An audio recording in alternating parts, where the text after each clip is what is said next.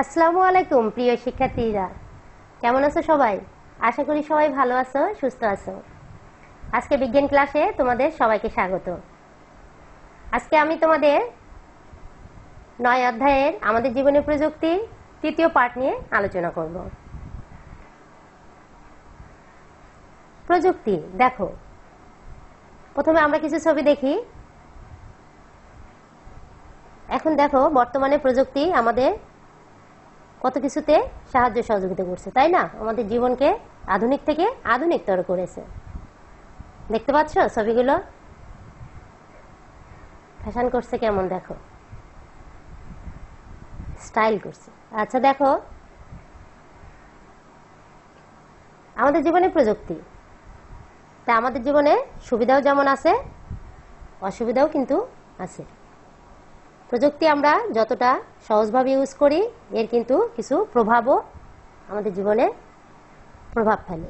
তাহলে এই পাঠ শেষে আমরা কি জানবো? যে জীবনে প্রযুক্তির অপব্যবহার এবং ঝুঁকি উদাহরণ সহ আমরা সবাই বর্ণনা করতে পারবো। তাহলে দেখো, কম্পিউটার, টেলিভিশন ইত্যাদি সবই কিন্তু প্রযুক্তি। প্রযুক্তি বিভিন্ন সমস্যার সমাধান করে আমাদের জীবনকে কি করেছে? নিরাপদ, উন্নত এবং আরামদায়ক করেছে। কিন্তু জীবনকে সহজ করেছে, আবার এর সমস্যাও কিন্তু রয়েছে। অতিরিক্ত ব্যবহার করলে কি হয়? বেশি ব্যবহার করলে বিভিন্ন ধরনের সমস্যার সম্মুখীন হতে হয়। তাহলে দেখো, প্রযুক্তি প্রথম থেকে আমরা প্রভাবগুলো একটু মনোযোগ দিয়ে দেখি। প্রযুক্তি কি মনে আছে তো? তুলি, শিহাব, নির্ঝর, তাসনিম সবার মনে আছে, তাই না? প্রযুক্তি হলো কি বলতো? আমাদের জীবনের বাস্তব সমস্যা সমাধানের জন্য বিজ্ঞানের ব্যবহারিক প্রয়োগটাই হচ্ছে প্রযুক্তি। দেখো ছবিটি লক্ষ্য করো, কয়লা পোড়ানো হচ্ছে। তাহলে কয়লা পোড়ানো হচ্ছে আমাদের সুবিধার জন্য, আমাদের বিদ্যুৎ উৎপাদনের জন্য। কেন কয়লা পোড়ানো হচ্ছে? আমরা এখান থেকে অবশ্যই সুবিধা পাবো। কি কাজে লাগবে? বিদ্যুৎ উৎপাদন। বিদ্যুৎ উৎপাদনের জন্য আমরা কয়লা পোড়াচ্ছি, কিন্তু এর যে প্রভাবটা পরিবেশের উপর, অবশ্যই এর প্রভাব আছে। তাহলে দেখো, পর্যায়ক্রমে আমরা প্রভাবগুলো দেখে নিই এবং সুন্দর করে চিত্রসহ ছবি দেখে বিষয়টি যখন আমরা অনুধাবন করব, অবশ্যই চিত্রসহ বাক্যগুলো দেখলে আমাদের কি হবে? বুঝতে সহজ হবে এবং মনে রাখতেও সুবিধা হবে। সবাই মনোযোগ দিয়ে দেখো, প্রযুক্তি ব্যবহারের জন্য বিদ্যুৎ অবশ্যই প্রয়োজন। প্রযুক্তি ছাড়া, বিদ্যুৎ ছাড়া কিন্তু আমরা কোনো প্রযুক্তি ইউজ করতে পারবো না। আর এই বিদ্যুৎ উৎপাদনের জন্য কিন্তু কয়লা পুড়িয়ে পরিবেশ দূষিত হচ্ছে। তাহলে আমাদের সুবিধার জন্য কিন্তু আমরা বিদ্যুৎ ব্যবহার করছি, আবার এই বিদ্যুৎ উৎপাদনের জন্য যে কয়লাটা পোড়া হচ্ছে সেটা কিন্তু পরিবেশের জন্য একটা ক্ষতিকর প্রভাব। তাহলে আমরা প্রথম পর্যায়ে একটি ক্ষতিকর প্রভাব জেনে নিলাম।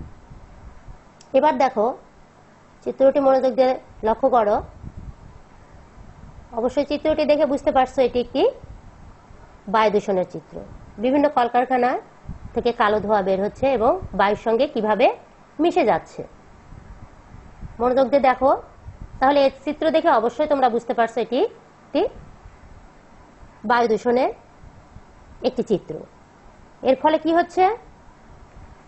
অবশ্য পূর্বে আমরা পড়েছি, মনে করো তো কি হচ্ছে? এর কারণে অবশ্যই বৈষয়িক এসিড বৃষ্টি হচ্ছে আর বৈষয়িক উষ্ণায়ন হচ্ছে, তাই না? এই বায়ু দূষণ, বৈষয়িক উষ্ণায়ন এবং বৃষ্টি, এসিড বৃষ্টির মতো পরিবেশের উপর বিভিন্ন ক্ষতিকর প্রভাব সৃষ্টি করছে। তাহলে এটি একটি প্রভাব। এরপর আমরা দেখি রাসায়নিক সার এবং কীটনাশক। এটি ফসলের জন্য ভালো, কিন্তু ফসল অতিরিক্ত ব্যবহারের কারণে এটি কিন্তু পরিবেশের উপর প্রভাব ফেলে। এটি কি করে? রাসায়নিক সার, কীটনাশক অধিক খাদ্য উৎপাদনে কিন্তু সাহায্য করে, তাই না? কিন্তু এর আবার বিপরীত ফল আছে। সেটা হচ্ছে কি? মাটি এবং পানি দূষণ হয়। এটাও কিন্তু জীবের জন্য ক্ষতিকর একটি দিক। তাহলে অতিরিক্ত ব্যবহারের ফলে পরিবেশের ক্ষতি হয়। দেখো এই পাশে চিত্রগুলি লক্ষ্য করো। এই চিত্রটি দেখে অবশ্যই তোমরা বুঝতে পারছো কলকারখানা বর্জ্য নদীতে মিশে যাচ্ছে, নদীর পানিতে মিশে যাচ্ছে। এটি পানি দূষণের একটি কারণ। এদিকে দেখো কীটনাশক ব্যবহার করা হচ্ছে। অতিরিক্ত কীটনাশক ব্যবহার করলে কি হচ্ছে, মাটি দূষণ হবে, পানীয় দূষণ হবে, আর অতিরিক্ত সার। তাহলে এই চিত্র থেকে আমরা কি জানলাম, রাসায়নিক সার কীটনাশক প্রয়োগ পানি দূষণ হচ্ছে কিসের কারণে, এই অতিরিক্ত ব্যবহারের কারণে। এগুলো যদি আমরা অতিরিক্ত ব্যবহার করি তাহলে কিন্তু আমাদের মাটিও দূষণ হবে, পানিও দূষণ হবে। এটি একটি অন্যতম কারণ। দেখো এছাড়াও কিছু রয়েছে অস্ত্র তৈরি। অস্ত্র তৈরিটা কি, দেখো যে আধুনিক প্রযুক্তির সবচেয়ে ভয়াবহ একটি দিক। দেখতে পাচ্ছ চিত্র দুটি লক্ষ্য করো, বন্দুক এবং বোমা। এগুলো হচ্ছে প্রযুক্তির অপব্যবহারের একটি উদাহরণ।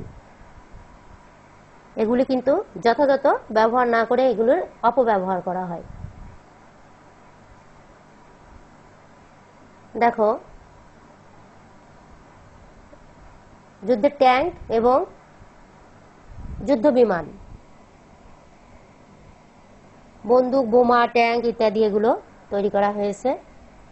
এই অস্ত্রগুলো কিন্তু যথাযথ ব্যবহার না করে, এটা যুদ্ধের কারণে ব্যবহার করা হয়েছে, অনেকেই কিন্তু অন্য কাজেও ব্যবহার করে যা কিনা ক্ষতিকর হয়। আধুনিক প্রযুক্তির অপব্যবহারের সবচেয়ে ভয়াবহ প্রয়োগ হলো কি, যুদ্ধের অস্ত্র তৈরি এবং এর ব্যবহার। এই কারণেও কিন্তু প্রভাব পড়ছে। এরপর দেখো চিত্রটি মনোযোগ দিয়ে লক্ষ্য করো। দেখো চিত্রটি দেখে কি বুঝছো, দেখো একটি ছেলে কম্পিউটারে খুব মনোযোগ দিয়ে কাজ করছে। বাবা বলো, কাকা বলো আর ভাই বলো, দেখো টেনে ধরছে।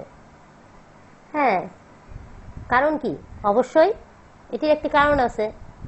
এটি হচ্ছে সে কম্পিউটারে গেমে আসক্ত হয়ে গেছে, সে নেশাগ্রস্ত হয়ে গেছে। অতিরিক্ত ব্যবহারের ফলে সে নেশায় পরিণত হয়েছে। এখান থেকে সে উঠতে চাচ্ছে না, অন্য কাজে যেতে চাচ্ছে না। তাহলে কম্পিউটারের অতিরিক্ত ব্যবহার করাটাও কিন্তু একটা ক্ষতিকর প্রভাব। তাহলে মোটামুটি আমরা ক্ষতিকর প্রভাবগুলো পর্যায়ক্রমে কিন্তু জেনে নিচ্ছি। এরপর দেখো আরেকটি দিক, দেখো যে অতিরিক্ত টিভি দেখার নেশা।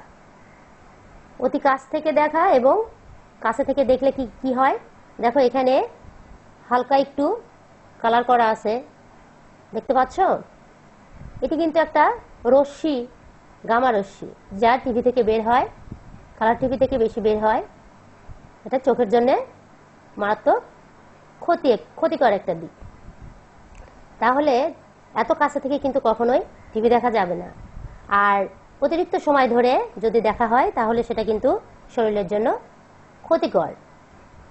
তাহলে দেখো এক নাগাড়ে 1 ঘন্টার বেশি যদি আমরা টেলিভিশন দেখি তাহলে কি হবে, কম্পিউটার ব্যবহার করি, তার স্বাস্থ্যের জন্য কিন্তু ক্ষতিকর। এছাড়াও আরো বিভিন্ন ধরনের সমস্যা দেখা দিতে পারে। তাই আমাদের অবশ্যই এগুলো বর্জন করতে হবে এবং প্রযুক্তির যথাযথ ব্যবহার করতে হবে।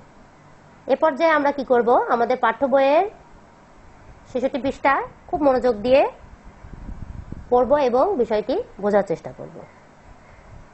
এরপর তোমাদের জন্য আমি একটি দলগত কাজ রেখেছি। দেখো আমরা এতক্ষণ যতটুকু আলোচনা করেছি এর উপর ভিত্তি করে একটি ছক তৈরি করা। এটা মোটামুটি আমার মনে হয় তোমরা এতক্ষণ যারা মনোযোগ দিয়ে আমার ক্লাসটি দেখেছো তারা অবশ্যই খুব সহজভাবে, খুব সুন্দরভাবে, নিখুঁতভাবে এই প্রশ্নের অ্যান্সারটি দিতে পারবে। ক্ষতিকর প্রভাবের যে দিকসমূহগুলো তোমরা দেখেছো এটি ছক করে তোমরা বাসায় এটি সুন্দর করে তৈরি করবা। আমার মনে হয় সবাই পারবে। প্রথমে দেখো, লক্ষ্য করো, আমি একটু হেল্প করি। আমরা প্রথমে চিত্র দেখেছিলাম কি কি। প্রথমে আমরা যদি দেখি, মনোযোগ দিয়ে একটু খেয়াল করি, মনে করার চেষ্টা করি, কয়লা পোড়ানো দেখেছিলাম, তাই না? কয়লা পোড়ানো, পানি দূষণ, বায়ু দূষণ হয়েছিল, তারপর এসিড বৃষ্টি হচ্ছিল, তারপর হচ্ছে তোমার অতিরিক্ত রাসায়নিক সার কীটনাশক ব্যবহারের ফলে কি হয়, অস্ত্র তৈরির যে একটা খারাপ দিক আছে, তারপরে গেমে আসক্ত হওয়ার একটা পিকচার দেখেছিলাম। এই যে বিষয়গুলো, এইগুলোই কিন্তু আমাদের প্রযুক্তির ক্ষতিকর প্রভাব। তাহলে আমার মনে হয় বিষয়টি তোমাদের অবশ্যই এতক্ষণ আইডিয়া হয়েছে। এ পর্যায়ে তোমাদের আমি একটি HW রেখেছি, তোমরা বাসায় HWটি সুন্দর করে লিখে রাখবে। প্রযুক্তির 5টি ক্ষতিকর দিক, তোমরা ইতিপূর্বে এই বিষয়টি সম্পর্কে ধারণা লাভ করেছো। এই ক্লাসে যারা মনোযোগ ছিলে তারা অবশ্যই এখনই ঝটপট করে লিখে রাখতে পারবে। তাহলে দেখো, এগুলো এতদিন তোমরা যে ক্লাসগুলো করেছো খুব মনোযোগ দিয়ে ক্লাসগুলো দেখবে এবং HW গুলো করে রাখবে। আমাদের যখন স্কুল খুলবে আমরা HW গুলো অবশ্যই তোমাদের কাছ থেকে দেখব। তো আজকে এই পর্যন্তই। সবাই ভালো থেকো, সুস্থ থেকো। সবাইকে ধন্যবাদ। আল্লাহ হাফেজ।